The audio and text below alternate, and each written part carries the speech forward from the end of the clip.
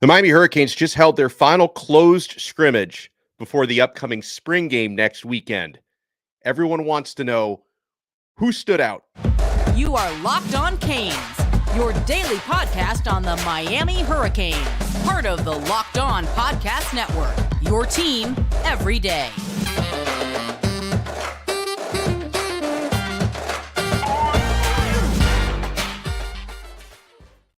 I know people get frustrated sometimes when I bring up certain player names over and over and over again, but there's a reason why some of these names get brought up over and over and over again, because certain players have absolutely been shining and exceeding expectations. And when everyone's able to watch that spring game next Saturday, we're all going to see it with our own eyes. I am Alex Donno. I'm a University of Miami alumnus, longtime South Florida sports radio vet, and writer for allhurricanes.com. And thank you so much to the everydayers for making Locked On Canes your first listen and your first watch today.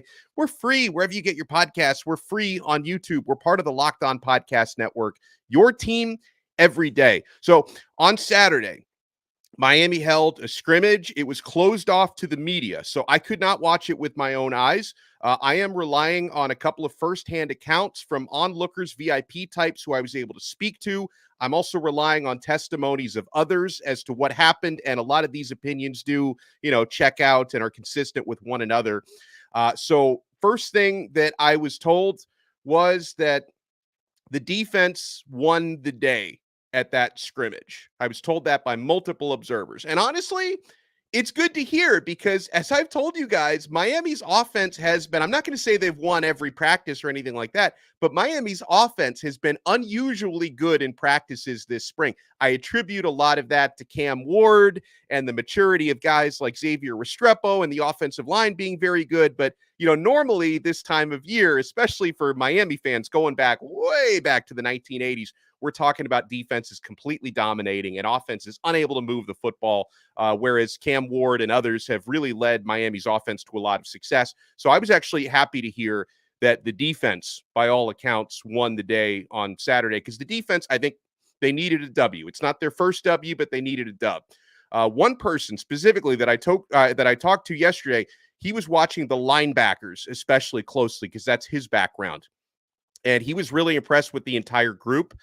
He told me that Adarius Hayes, who's the early enrollee freshman, remember the former Florida Gators commit who committed to Miami and signed with Miami, he told me that Hayes, he quote-unquote knocked out one of Miami's running backs. Now, I'd say not, he's fine, not an injury or anything like that, but like he knocked one of Miami's running backs in the next week with a big hit that he put on. This person also told me that the offensive line looked good. The wide receivers looked excellent. But I quote him in saying those backers, meaning those linebackers, are crazy. Speaking of the linebackers, someone else who watched practice said that Marcellus Pulliam had an interception in the scrimmage. I think he described it as a pick six. I don't know if that was full contact or if they tried to blow it dead or whatever, but Marcellus Pulliam, remember, did have an interception late in the regular season, apparently had an interception in that scrimmage, which was great.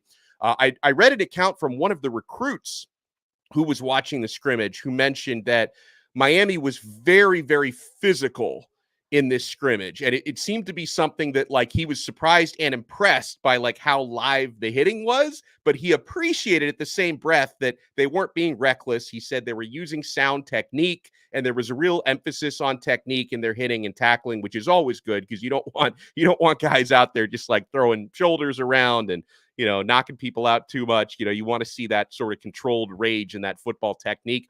Another observer who I spoke to was really impressed on the defensive line with early enrollee edge rusher Cole McConathy, who's wearing the number 44 out there. And kind of on a side note, so again, I wasn't at this scrimmage in person, but watching a lot of the practices that are open to the media, McConathy has looked good to me in the last couple of weeks. Cam Pruitt, he's a linebacker, but he's out of Alabama. Miami got two kids from the state of Alabama.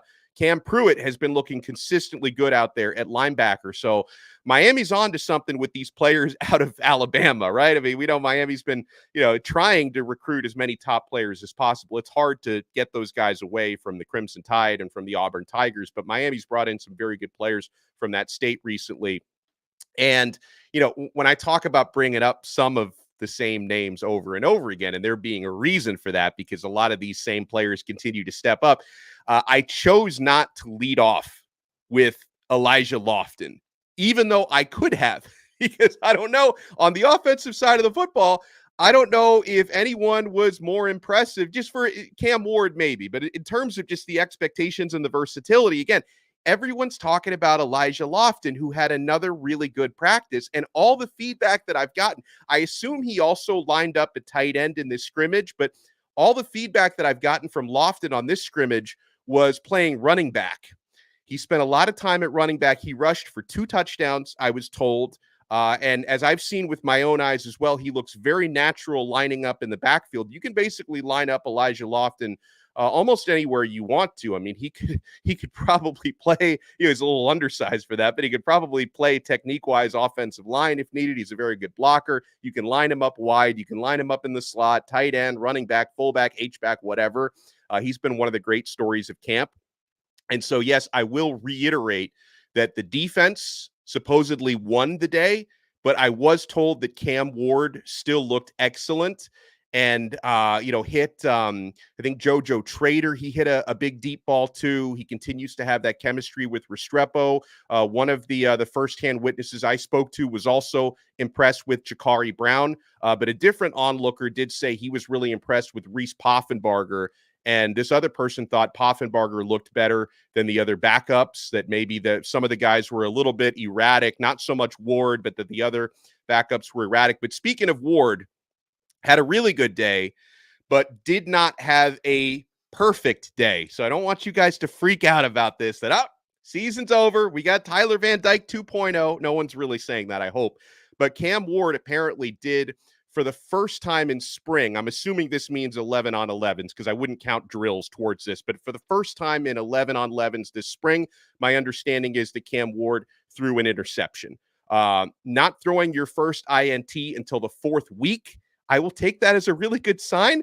Meesh Powell, the transfer defensive back from Washington, I understand is the one who picked off the pass.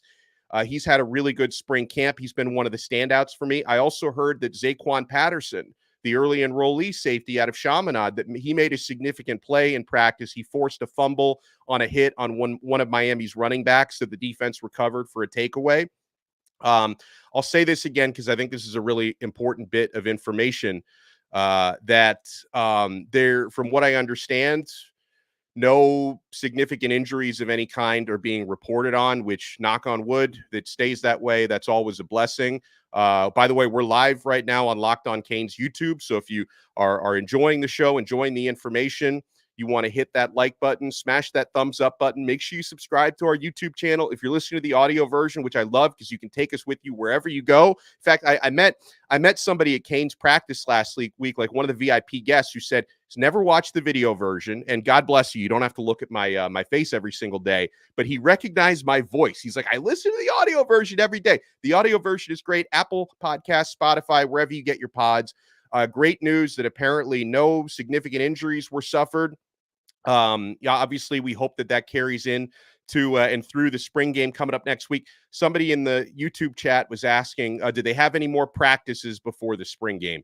Yes. And my understanding is that the next 2 practices will both be open to the media. Spring game will be open to the media, of course. So Miami has a Tuesday morning practice around 9 a.m., a Thursday morning practice 9 a.m. We're hoping we get to speak to Cam Ward this coming week. Hopefully we will be able to do that. If not, we'll speak to him at the spring game, which is going to be Saturday at 4 p.m. But a couple more details that I think you guys will be interested in, because we're always tracking the offensive line. Who's going to be the starting 5? Who's getting that playing time at left guard? I heard it from a couple of different people. I think one of these was somebody recapping on a message board. So I made sure to ask, somebody who was there if they could confirm this. And it sounds like Samson Okunlola was getting a lot of reps at left guard with the starters, the pancake honcho. And, we'll see how it plays out. There's a lot of time between now and August 31st when Miami takes on Florida.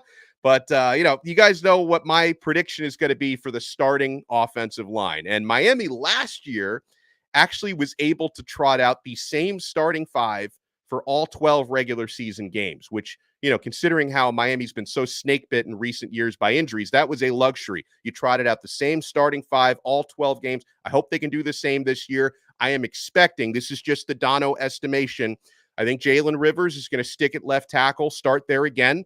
Why tinker with that when he had a great season at left tackle?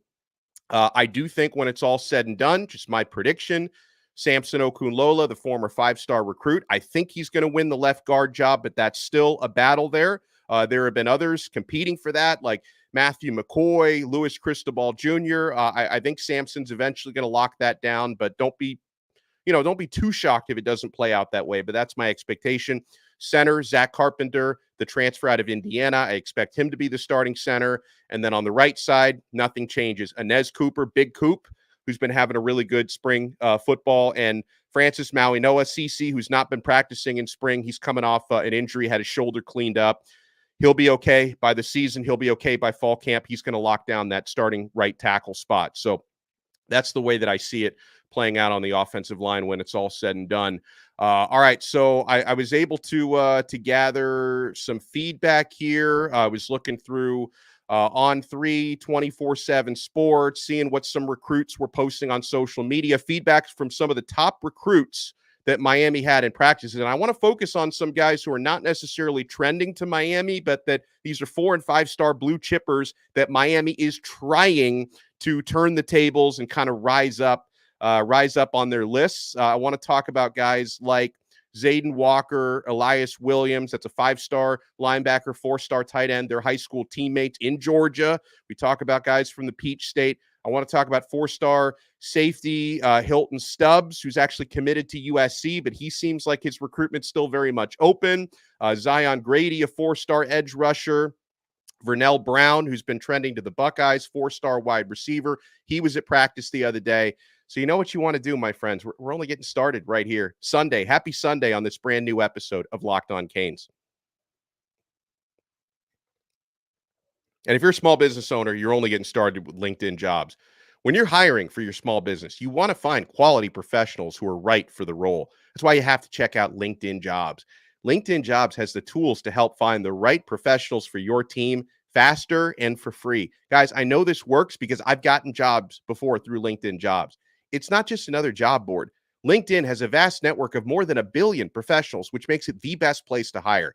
It gives you access to professionals you can't find anywhere else. LinkedIn does all that while making the process easy and intuitive. Hiring is easy when you have that many quality candidates. So easy, in fact, that 86% of small businesses get a qualified candidate within 24 hours. LinkedIn is constantly finding ways to make the process easier for you. They even just launched a new feature that helps you write job descriptions, making the process even easier and quicker. Post your job for free at linkedin.com/lockedoncollege. That's linkedin.com/lockedoncollege to post your job for free. Terms and conditions apply. Thank you so much for making this live Sunday episode of Locked On Canes your first listen and your first watch today. We're free wherever you get your podcasts. We're free on YouTube. We're part of the Locked On Podcast Network, your team every day. And if you're an everydayer, you want to take that experience to the next level, sign up to become a Locked On Canes insider. I include a link in the show description below.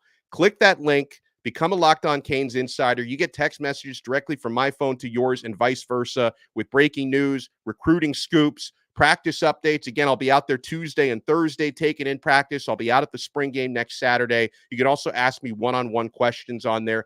Try it free for 14 days. Click that link below, become a Locked On Canes insider, and then if you like it, you can opt in for $4.99 a month. We give you a lot of added value on there on the Locked On Canes insiders chat. So I'm trying to think if I left anything else out of what I've heard on the scrimmage rundown this past week. For some reason, I wasn't given a whole lot of specific names about which wide receivers looked especially good. I do remember receiving JoJo Trader's name and Xavier Restrepo, but a couple people did tell me that the wideouts looked good and were making plays. It also sounds like the defensive backs were pretty competitive. Some of the people, I think people kind of have this consensus that Miami is a little, just depth-wise, a little bit thin at DB, and they're going to need to maybe add something there in the transfer portal, which is going to open in just a couple of weeks, April 16th through April 30th.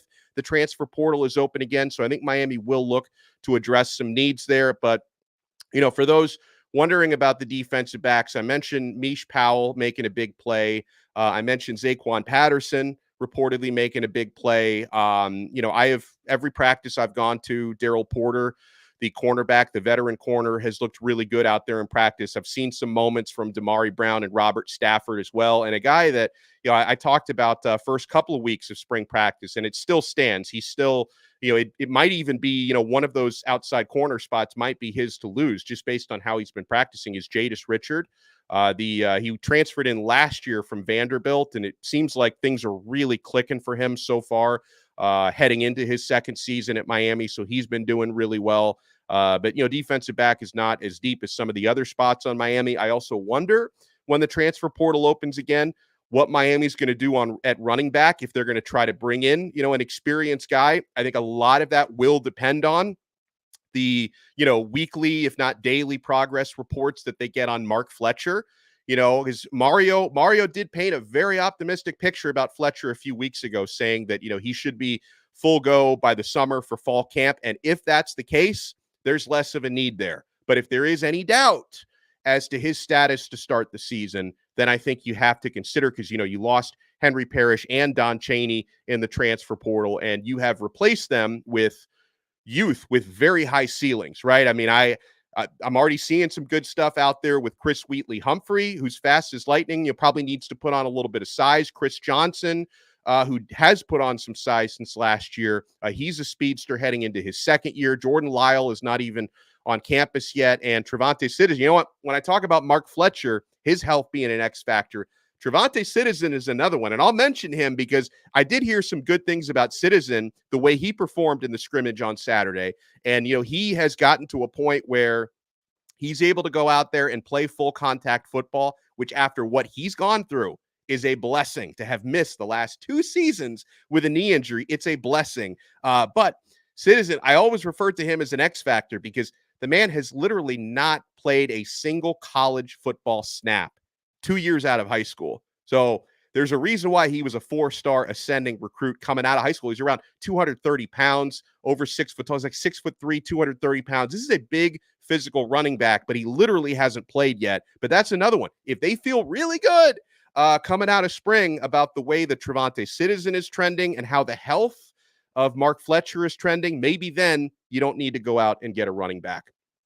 By the way, everyone, make sure you're smashing that like button, subscribing on Locked On Canes YouTube, and subscribing to the audio version. And make sure you share this episode to your friends. We're talking Miami Hurricanes and Miami Hurricanes football, especially, nearly every day. I did take a day off on Saturday. I felt terrible about it, but we're back here on Sunday. We're going to be back on Monday as well. So I'm reading some accounts on 24/7 Sports from our guys, Gabby Urrutia and David Lake, and On3, some national stuff from Steve Wiltfong.